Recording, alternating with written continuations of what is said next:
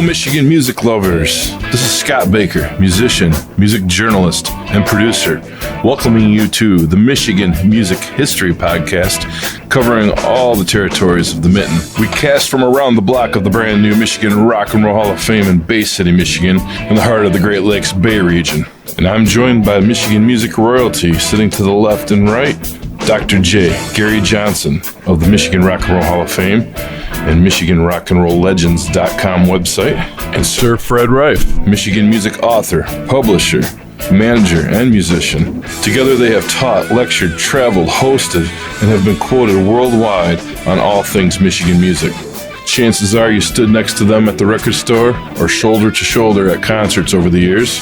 They are the record crate diggers and the library microfishermen that have dug around for the details, the credits, and the lineage that has been part of the backstory of Michigan music. So grab your favorite beverage, hit the cruise, and take a trip back with us as we open up a can of earworms on Michigan's rich music history. Welcome to the Michigan Music History Podcast Show, channeling through all styles and eras of Michigan music, from before you were born up through this very minute. And now, your host, Scott Baker. And here we go with part 2 of the Bobby Balderrama podcast with the MMHP and the 989. We want to thank Bobby for coming down and spending time with us, and he will be back for another future episode and maybe even play some guitar for us. In this episode of the podcast, he's going to discuss the later career, question mark, and the Mysterians output, including the 90s reunion, some very crazy stories. Bobby also covers his book, 2 books that are out now, and is the Joe King Carrasco era that he spent on the road with the Texas musician. Bobby also discusses the Abkco ownership of question marks material and talks about some of his own guitar heroes locally and nationally. We hope you enjoyed this, and we look forward to getting out episode 19 and 20 after this as we end up our first season here in the MMHP and the 989. So without further ado, here's Bobby.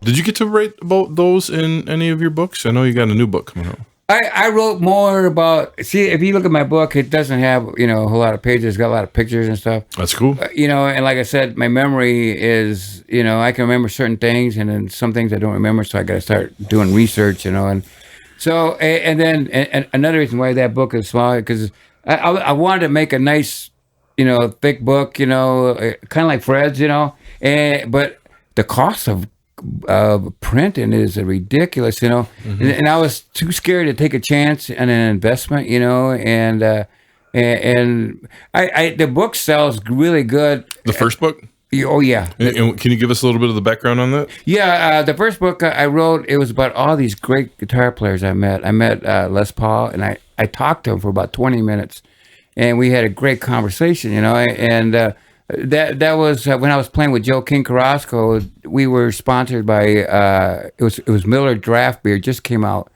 and they sponsored us, and we had to go to their city. It was Milwaukee, and we had to go to all these training things.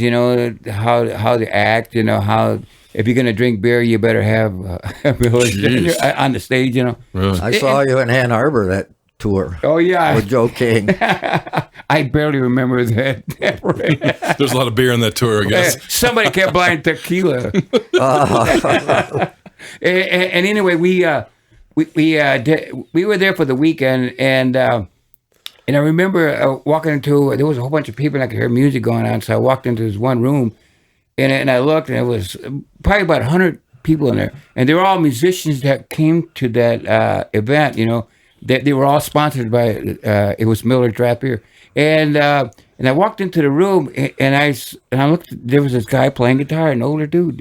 He looked about 60 years old, and I kept looking at him, and there was no seats up front, so I went sat in the back, and I'm looking. I said, "God, I know that person. I seen him before. Is he from Bay City or what?" Right. And I kept looking, and then all of a sudden I saw him and go. And I knew who it was. Heard that sound. I heard him play, and I go, "That's Les Paul," and then when he must have did about an hour. It was kind of a clinic, thing, and then he had another guitar, and he goes, "Anybody want to play along with me?" not one musician. I'm thinking, no, not me. I'm not watching that guy play. Right. So after he was done, they had a lunch like a breakfast they have at big hotels. They got the whole table, fruit, and all kinds of stuff. Yeah. So I saw him walking out there, and he was grabbing, a sandwich and a banana or an apple or something. And I said, I'm going to go up and talk to him. So I went and introduced myself to him. I said, Les, I watch you play, and I've always enjoyed you playing, and I know about you inventing the multiplex, the recording, industry. And he goes, you know about all that? And I go, yeah. I said, I'm an electronic technician too, so I know about. And when I said electronic technician, his eyes got real big. Because you're on a different level than we were at the same level of talking about it, and so he got really into it, and he told me the story of how he developed it, and all that, and he spent time and it was so exciting to him just open up like that to me, but just a real nice. Was he familiar with you through your? He's heard 96. I didn't even mention it. I didn't even mention it. I just told him that I was into electronics, right, that was it, and that's what took off, with this conversation. And just a real nice, humble person. Though, excellent, yeah. That's a great story in that first book. What was the name of the first book you put out? It's called "Famous Guitar Players That Influenced Me." Okay, and now you have a lot of history in there from the Les Paul story, and that tour was in the 70s. No, when I met Les Paul, it was in the 80s. I was playing with Joe King Carrasco in the 80s, 84 to 90. Yeah. So, you updated it to not just the national players that you admire, but some of the local ones as well. Oh yeah, I put you in there, and and the reason why I did that because, I look at all guitar players. I don't look at the people that are famous. There are people that are not famous that are just as good, and you learn. You learn from people that you never seen play before, and you watch them. I'm a very good watcher. Yeah, you study. You're a studier with your eyes. I study guitar players, and I learn a lot. One thing I always learn from you is just paying attention. Yeah, it's a nuanced thing. Yeah, I learned by watching guitar players, and Rick Derringer was my first one that really, when I was a kid, and so and Les Paul was just a real nice guy. I met. Joe Kelly was great guitar player for Shells and Knights. I met so many great guitar players, right now. But the reason why I wanted to put all my friends that play guitar or bass, because I learn from everybody. I just don't learn from one person. And I watch people play guitar, and when I see doing a lick, and I think a lot of guitar players do that, and when I see a guitar player do a lick, it sticks in my mind, and I go home and I work on it. That's so cool. And it's true about a lot of musicians, and whether it be a drummer or a keyboard player or a guitar player. Yep.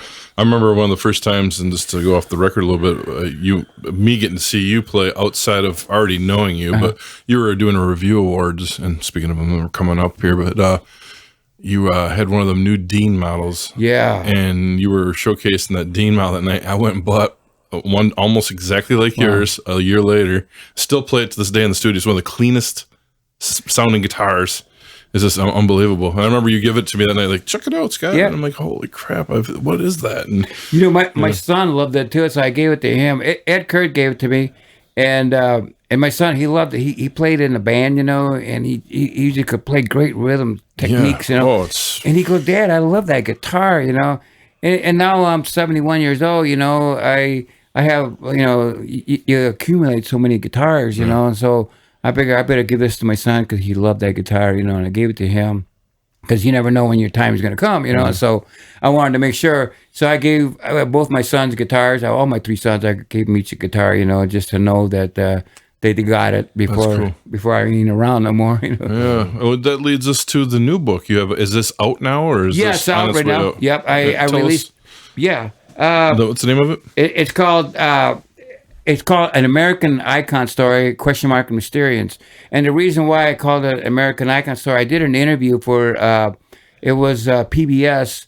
They did It was out of New York. It was a pretty big company that they did the President Obama's wife. They did an interview with her. All these, and so they wanted to talk to me about the band.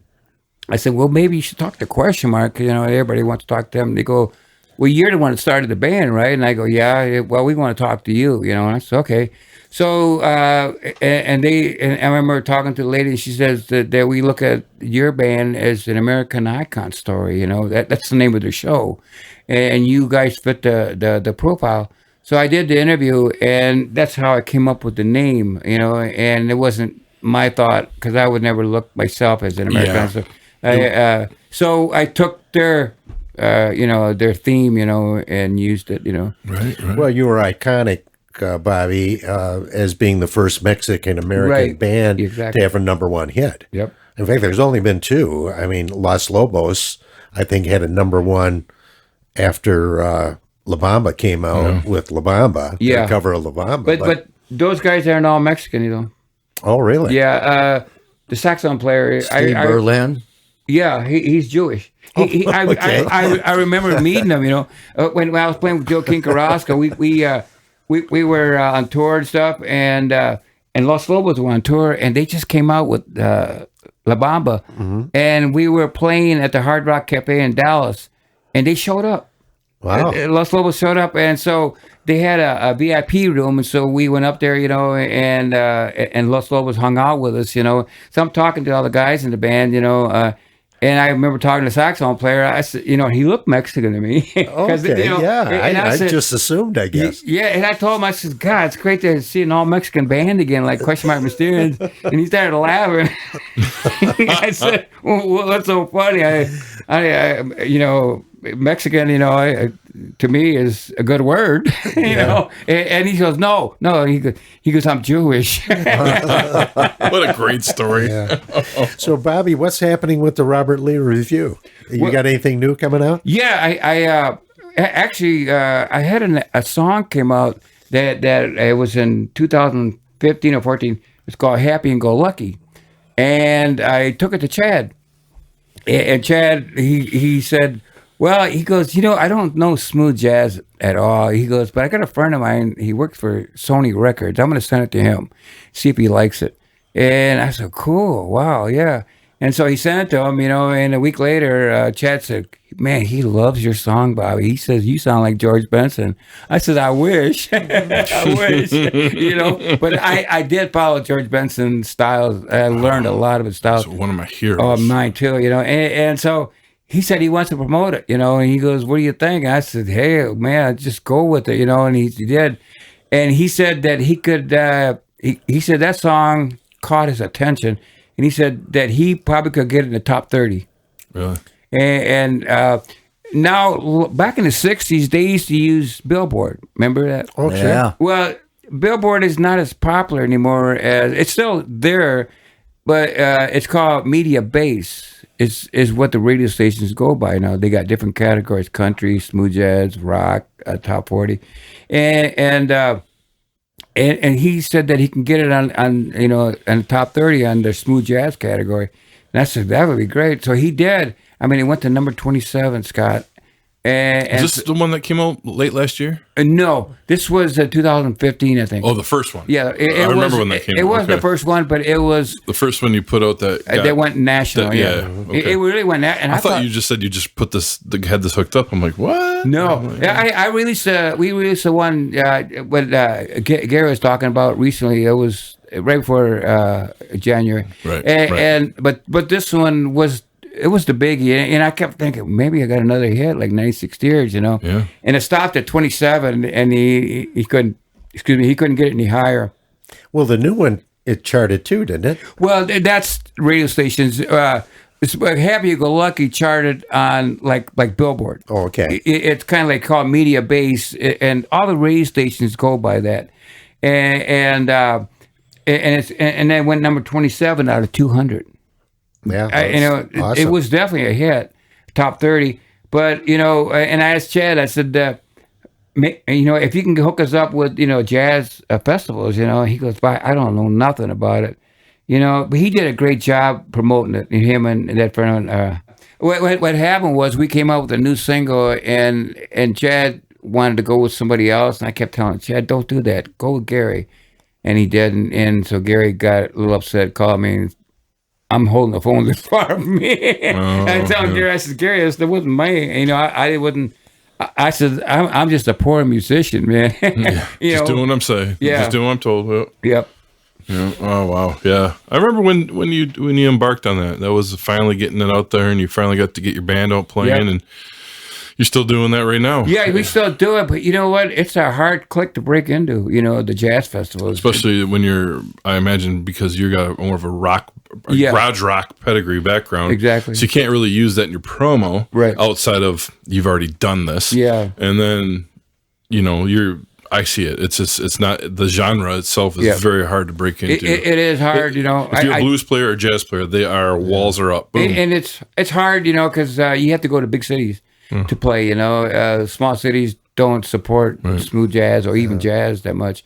So, you know, but even when I was 12 years old, I used to listen to Wes Montgomery, you know, and Tel Farlow, you know, all these great guitarists from the past, you know.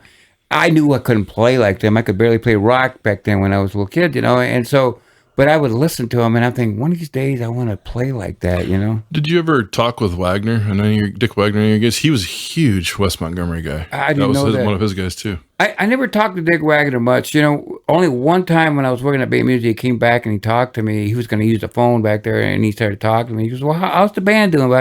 I go, "Wow," because he was always so quiet. He's a very, I guess you have to know him really good. And I always loved the guitar playing. I used to go watch the Bossman. I just did I have a talk show called Talk Music USA. I even had Fred on there. And I did Pete Woodman, and, you know, and we're talking about, you know, Dick Wagner and stuff like that, you know, and I told him I used to go watch him at the Den, you know, and I couldn't wait to watch Dick Wagner play lead guitar, you know, because he was just amazing. And I remember watching him at the Battle of Bands here in Bay City, and they weren't part of the Battle of Bands. They were kind of like the featured artists, you know. And when he started playing, you know, I never saw him play. That was the first time I saw him play. And Dick Wagner started playing, you know, and I was doing like Walk Don't Run, you know, Wipeout, and they were all kind of like melodic songs, you know. They weren't like you could play on a pentatonic and just start, you know. Yeah. And when I was watching Dick Wagner playing, I'm thinking, what is he doing, man? I don't hear nothing melodic. It's just he's just jamming, you know. And I wanted to learn what he was doing, you know. And so I did a lot of studying, you know, and I found that he was playing the pentatonic scale, you know, and just bending notes and everything, you know, and like blues. Yeah.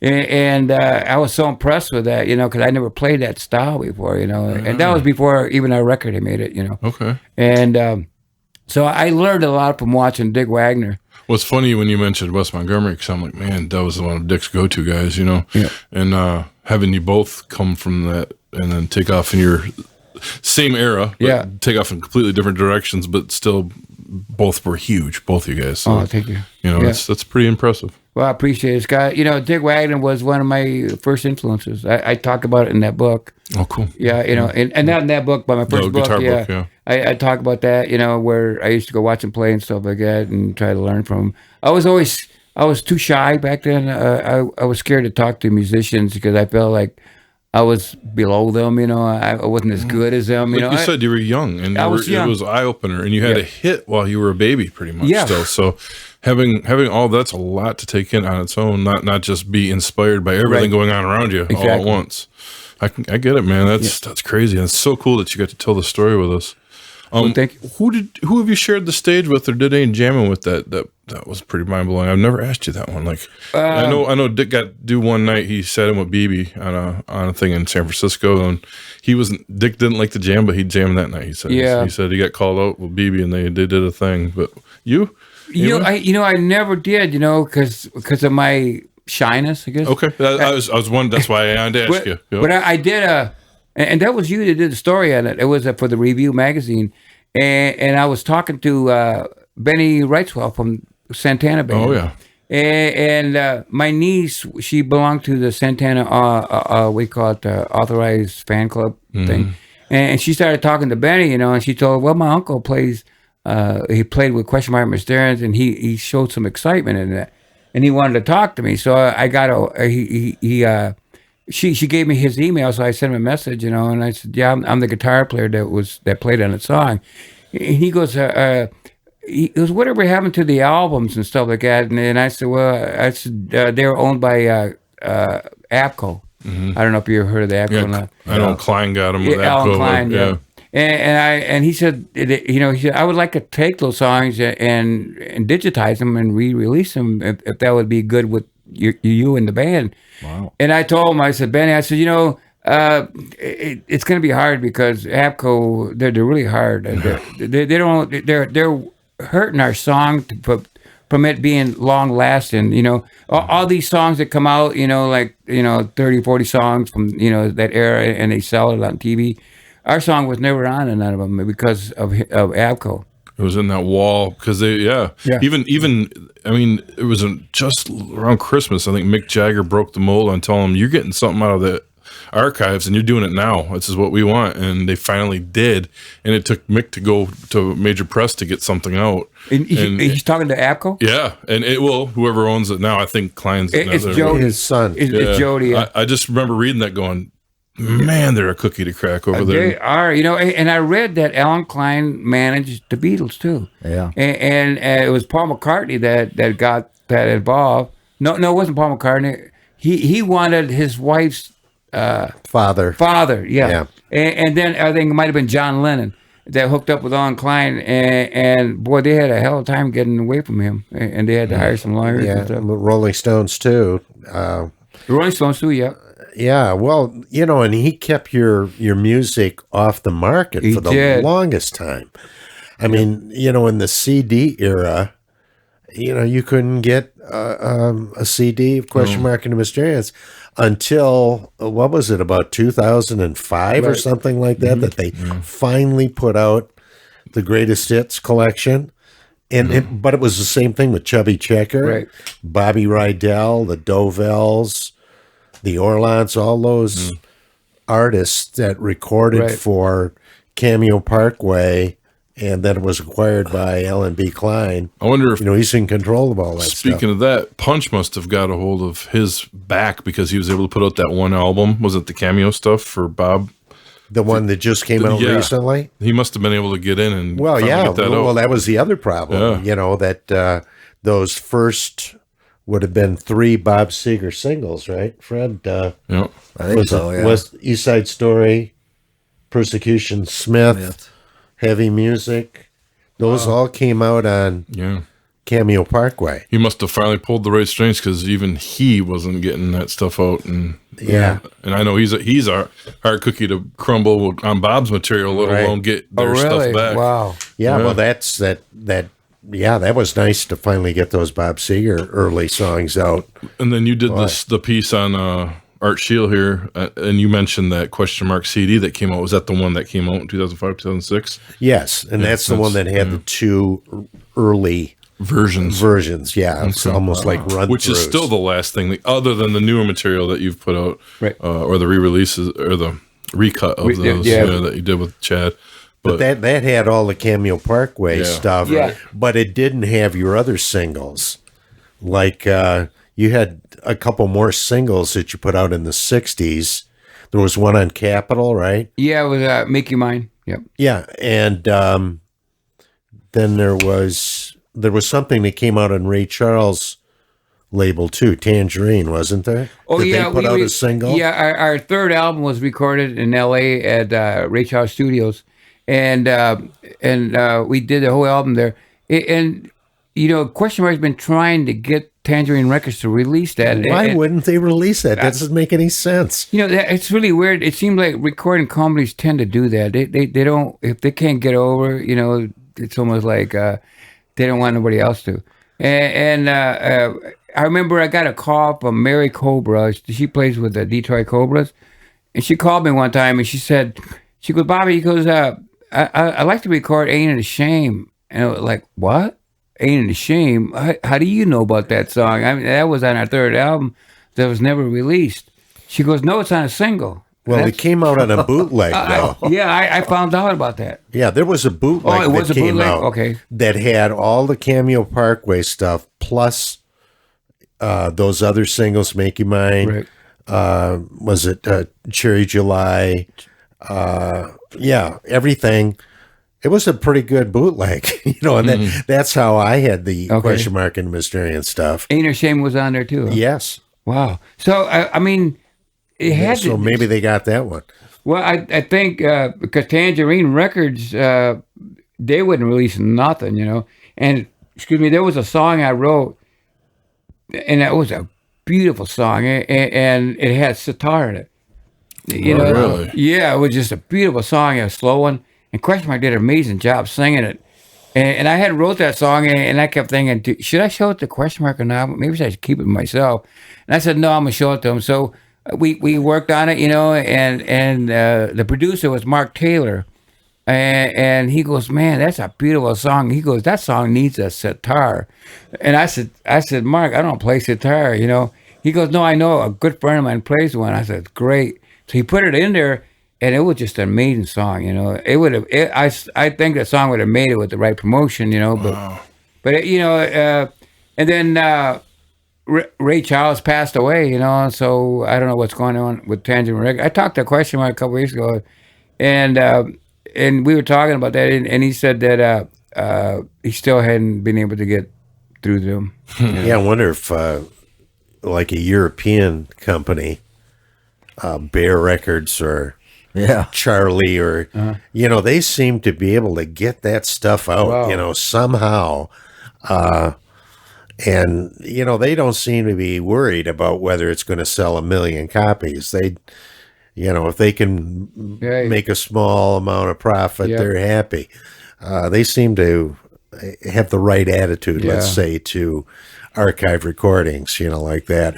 Or I tell you, another guy that would be.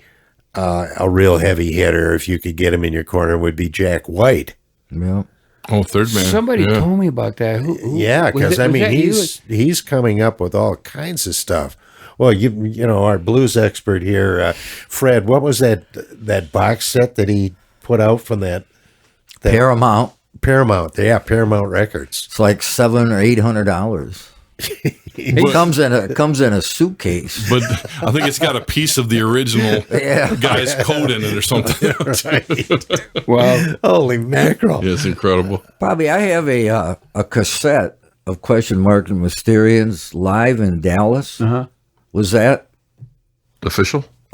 Yeah, it was. Well, it was when we opened I think you gave it to me. Yeah, it was from we opened up with Joe King Carrasco. When I moved down to Texas like around 78, something like that, or 79.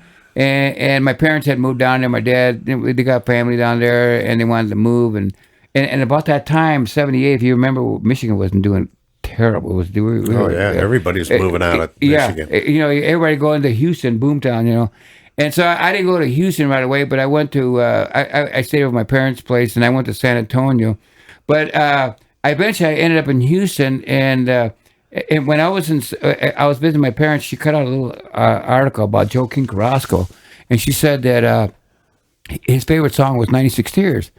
And I said, well, I got to meet this guy, and he was on MCA Records, and I was like, wow, this guy's big time. They were trying to make him a new wave star, and so he played in Houston, and I went to go see him play. I was playing with a band there, and me and the drummer went, and all of a sudden Joe King comes out, dun dun dun dun, he started playing 96 Tears, and we're right in front. I can see Joe right there, and that friend of mine, he was a drummer in the band, and he kept saying, "This is the guy who wrote the song," and Joe was just playing it, and so he went over to the side of the stage, and there was a guy standing there. They had ticker tape, so he couldn't get past it. And so he went up to the ticker tape, and he told that guy, and he's pointing at me, and the guy's looking at me, right? And so he calls me over there, and I started talking. His name was Joe. Gosh, he's gonna be mad at me if I don't remember his name. But it's Joe King's manager, and so I started talking to him, and he goes, "So you played with Question Mark, Mr.?" And I go, "Yeah." I said, "I'm the one that started the band," he goes, Joe King wants to talk to you. And so after he was done, they pulled me into the back, and I was talking to Joe King, and he was doing a radio interview for one of the colleges, I think Rice University or something. And the guy's asking Joe a question. He goes, Joe looks at me. He goes, you should be asking Bobby questions, man. This guy had the #1 hit, 96 Years. I said, Joe, he looks too young to remember. and Joe says, I remember, and Joe kept telling me, he goes, so where's the band from? You know, you guys, I heard you guys were from Corpus Christi, and I said, no, we're from. I said, no, we're from Bay City in Saginaw, Michigan. He goes, way up there? He goes, how did a band of Mexicans get up there? I couldn't stop laughing. I never take it personally. You know? And he said, you know, and I said, well, you know, our parents are migrant workers. And my dad used to go up to Michigan, pick pickles or whole beets or whatever. And before I was born, and then they got a job at General Motors, and they found out what the good life was. Yeah, you know? there you go. So they stayed up here, and I was raised here in Michigan. You know, so he goes, "Wow, that's pretty cool." He goes, "Did the band still play together?" I said, "No." So we broke up, you know, in '69, and he goes, "You know, if you put the band back together again," he goes, "I could have you guys go on tour with me." You know, he goes, "Would you be interested?" I go, "Yeah," but I said, question mark. He has a new band. I call them subs, you know, because they're not the original guys. So they're I call them substitutes. And he goes, well, if you can get the original band together, he goes, I could probably get you a record deal in Europe too. And so I called question mark, and he goes, no, I'm not interested. He goes, I got new guys, and we were recording and writing songs. And I said, that's fine. And so I moved back to Michigan, and that's when it turned around. It like now there was too much oil, and you know, and so Houston started laying off, and then Michigan was doing good because now there's oil, so people could start buying cars. Oh wow! So I came back, you know, and I caught question mark on to see what he was up to, you know, and he said, "Do you think Joe King would still be interested if we?" The reversal. And I said, "What happened to your band?" And he said, "Well, I still got it, but we could do a reunion." You know, I said, "Look, okay, let me call him up." And so I called up Joe's manager. His name was Joe too, Joe Nick. Joe Nick. Okay. Joe Nick Petoskey. That was his name. And Joe said, "Well, yeah, I could book you guys. You know, so you just give me, you know, about 3 or 4 weeks, and I'll get back with you." I said, "All right." So he did call me back, and he goes, "I got you guys booked all the big cities in Texas." And so I told question mark, and so we started rehearsing. Me and Frank Lugo and Robert. Frankie was living in Dallas, so. We rehearsed for about a month with question mark in Clio, and then we drove down to Dallas, and we stayed with Frankie, and we rehearsed with him for about a week.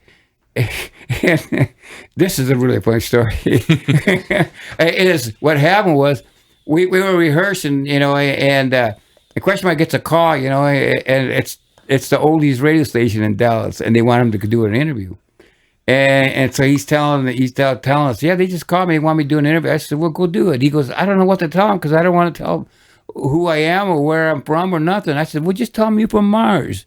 That's where that started. You, Bob, all along. Yeah. All right. And I said, just tell me from Mars because, you know, the Mysterians, that it was a Japanese movie, and it was the invasion, the aliens from Mars invaded Earth. And they were trying to take over Earth, and you just uncovered one of the biggest rocks, and there we go. It's because of you. You started it all. I started it all, you know. And I told him, just tell me from Mars, you know, and we're from Michigan. Awesome. You know, so we're listening on the radio, you know, and question mark's talking, and I can hear his voice, and they were going back and forth. And so he goes, so where are you guys from? You know, and you guys are from Texas, right? Because you're all Mexican. And he goes, well, he goes, I don't tell anybody where I'm from. He goes, but actually, he goes, I'm from Mars. And I go, whoa, he threw it out there. I couldn't believe he threw it out there. That's so funny. And I couldn't stop laughing. I was rolling on the floor. Oh, man. Bobby, you started it. I did. And then we went to New York, and we played a big show there at the Ritz Ballroom. It's really a big. The Ritz, yeah. The Ritz, yeah. and the Daily Show came to interview Question Mark, and it wasn't Jon Stewart. It was the guy before me, had blonde hair. Craig Kilborn. Craig Kilborn. Yep. And so Q had a motorhome, and we had a park behind the venue, and so they interviewed him in the motorhome, and Craig, he had asked him. He goes, "Well, I hear you from Mars." And Question Mark goes, "Yeah, I'm from Mars." And they show Mars, right? And he goes, "What part of Mars you from?" You pointed out on here. Oh man, I couldn't stop laughing, Scott. I know a guy that is searching for that interview with Craig Kilborn and Question Mark. It's so funny, man. I remember seeing that back when it came out. Oh. Did you see that? Oh yeah. Oh, you saw the interview with Question Mark? That was on YouTube at one point when you first started doing your touring again. Really? It was on early YouTube because I started looking stuff up at that point. It was primitive. So I wonder why they took it off. I don't know. Maybe it was maybe it could have the been show that did that. eBay. I mean, YouTube tend to send notices. I got a notice for my own song. That I was stepping on and stealing it. I go, wait a minute, man, that ain't right. But what was so funny though? They showed the Earth, and we showed the Mars, and they show aliens. I think they were showing aliens or something like that. And I remember I've talked to so many people about that, and they go, "Where the hell he get that from?" I go, "Oh shoot." We cleared that up today. They said, "But he's crazy, isn't he?" Well, hey, Bobby, thank you for your time, man. We could do actually a whole other show, which let's do one in the fall. I mean, we got all sorts of stuff to open up here as the year goes on. Well, and also we should probably mention, Bobby, that we might get a chance to see Question Mark and the Mysterians possibly this summer. Yep. In conjunction with the Be Cool Car Show. This is still kind of in the planning stages, but I think they might very well be appearing at the end of the summer at the brand new Friendship Shell in Bay City. And what was it, 2 years ago? You did the benefit? We did the benefit. And what was really nice about Channel 5 came and interviewed me, and I really want them to, because I have a goal, Scott, and I'm glad that we're talking about it right now. And my goal was, I see homeless people, when I traveled. We went to we played down in New Orleans, and all the people that became homeless because of the hurricane there, Katrina, and they were living under the expressway. They got real high up, and they live underneath them. You could see couches and tents, and I felt so bad, And then you go to L.A. and you see Skid Row, and I kept thinking, you know what, musicians are the ones that can actually change that, And the way I look at that is because musicians don't have to fork out money. All we got to do is fork out our time, go on stage and put on a concert to help the homeless, and make it a free concert, and make people, not make people, let people donate food, money, or clothes, And so we talked to the rescue mission here, and I actually went on she took us on a tour, me and my wife, and her name was, I don't know if you know her name. I think it was Miriam or something like that. But anyway, she took us on a tour, and she was so happy and delighted, that I had come up with that idea to help the homeless. And I told her, I said, what I'd like to do is get a TV station and come out and interview me, and so I can talk about it, and hopefully maybe one of the big, like CNN or something like that would hear about it, because they're always out to help people. And so I said, if we can, promote this, every year and try to build on it. And then we did an interview with CNN, Question Mark Mysterians, for the Latin CNN. Mm-hmm. And it was about after that. And it was right after we did that show here in Bay City. Mm-hmm. And I was talking to the guy that interviewed us. It was the Latin CNN, so it didn't get shown here in the United States. It got shown like in Mexico, Spain, all the Latin countries. And I got to be friends with him, and he wanted me to send him pictures of the band from the past and the future. So I told him, I said, his name was Gustavo, and I said, Gustavo, I had put this thing together with Question Mark Mysterians to do a show to help the homeless, and we call it 96 Tears Day, and a cry for the homeless. And I said, I had Channel 5 come out, and I said, I'll send you the interview. And then he sent me a message back, and he said, just let me know 2-3 months ahead of time. And because I asked him, I said, would it be, do you think you can get the CNN here in the United States to come out and do a story, you know? And he says, give me 2-3 months before you do it. And then I'll talk to some people there and see if we can get CNN to come out and do a story about helping the homeless. And I am so excited about this guy. Man. This is my main excitement in my life right now, because if we can get CNN to come out, if you can imagine from East Coast to West Coast, you know, and me talking about to help the homeless, the musicians in that town, in their town. It could be a village, could be a town, could be Chicago, could be Detroit, could be any big city. But all the musicians, you know, come together and put on a concert for the homeless in their area, and the money that they raise will go to their homeless people that are there, you know. And if everybody did it across the country, you know, I'm not saying everybody's going to do it, but the possibilities, you know, that how much money can be raised, and you could do it annually. What's that? Annually. Yeah, annually. And you know, like Willie Nelson did the Farm Aid. Yeah. But he only did one concert, and it was great. Well, they still do it every year. But it's only one concert. Yeah, one concert a year. But see, the way I look at it is, you know, like say bands in their hometown come together and put that show on. Do you have a date chosen for your 96 Tears? We haven't got a secure date yet, but we did it last August. I think it was August 3rd. It was on a Sunday afternoon, which was great. Because if you get the date chose, it's to get pre-promotion on that, so other towns can do this for their bands and open up that whole idea. And start making that the regular weekend or whatever each year. Like it's the first weekend of August or whatever it is, you know, and you start doing it, then that's how you're going to. That's going to be huge. That's my goal. You know, it's, you know, I'm 71 years old. I had the chance to have a hit record and all that, you know, and I thank the Lord every day that, you know, he gave me the opportunity and I was able to buy a house for my family, my mom, dad, and everybody. But, you know, there are people out there that don't have a home, you know, and you know, some people want to be like that, but there's a lot of people that don't, you know, and they get caught up, they lost their job, or they got, they're like in LA, their house rent goes up, you know, and they can't afford it. It's so expensive there, and so those are the situations that put people in their, you know, living in the car, living in a tent.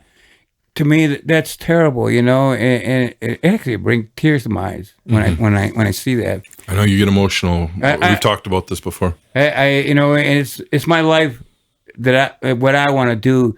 The change you want to make. Change. Yeah. You know, God gave me the opportunity to be a musician and to have a hit record, and it was me taking. Now it's my turn to give. If you understand what I'm saying. Yeah. And to give to the homeless, because they're the ones that really need it. Right on. You know, they need a home. You know, and even if you can make little tiny houses, you know, so they can have sleep and use a bathroom and all that. It's amazing. You know, every little thing. Right. And then that's my future goal is, you know, my big time goal, you know, as far as having a hit record like that, you know, I already did, you know, so, you know, I leave it to the young ones now, you know. Right on. Well, thank you, Bob. And thank you, Scott, for having me on the show. We'll do this again, and we'll definitely be promoting that as it comes into fruition. And we'll do everything we can. I mean, even if we need to schedule something just to get the word out right away. We've got this ability here between the three of us with the Rock and Roll Music History here in Michigan podcast that we're doing. And man, from the heart, brother, thank you, Bobby. And God bless you, Scott, and thank you. And thank you all for listening. We hope you enjoyed this show. And for all listeners out there who enjoyed the show, I'm going to give you a little clip here of a pre-show bit that had to do with the Art Shield recording that was in episode 1. And if anybody has any information on who else recorded it with Art Shield or in the studio in Bay City, Michigan, please let us know. Dr. J and Sir Fred are definitely digging the archives out to figure it out. And here they shed a little bit of light on a couple other people that recorded there with Bobby. EJ and the Echoes did. I just talked to Ron Richards the other day, and he said they recorded 20 songs in early '65, and he has the acetate, everyone does have an acetate, but it's unplayable now. You know, acetates. I didn't know that they recorded there. Who was that? Well, I wanted to remember that tonight because he just told me the other day. Okay. I'll tell you what. There were several others. Count the Colony recorded there. The Cherry Slush. Oh, yeah. You know, Balderrama, they were when they first went there. The second time they recorded there with Dick Wagner, they recorded as a Cherry Slush. Meatloaf with the Popcorn Blizzard. Wow. Their only single was recorded at Shield Studio. Huh. And, you know, in that book, Fred, Mind Over Matter, Right. they mentioned that some R&B guys said they had recorded in Bay City. Thank you for tuning in. Additionally, Dr. J can be reached at MichiganRockAndRollLegends.com. Sir Fred can be hit up at FredRife.com. And Scott through ScottBakerMusic.com. You can also search Michigan Music History Podcast on Facebook and YouTube. You've been listening to the MMHP in the 989. From all of us at the podcast,